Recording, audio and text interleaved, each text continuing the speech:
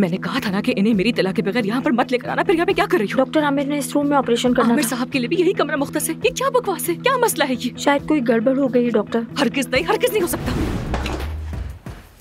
कौन सा ऑपरेशन है जो ऐसे तय हुआ?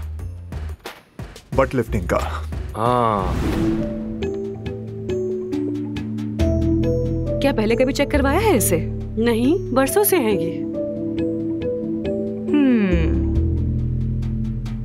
अगर आपके पास टाइम है तो क्या मैं आपके जिस्म पे दूसरे तिल भी देख सकती हूँ? कोई मसला है क्या? नहीं, आप परेशान मत हो, बस देखकर कुछ अंदाजा लगाना है मुझे। इत्तेफाक कर ले मुझे।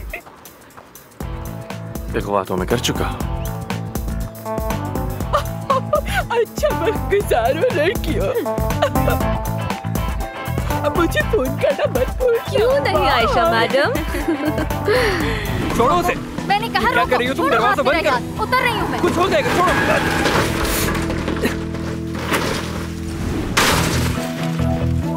ओह गॉड।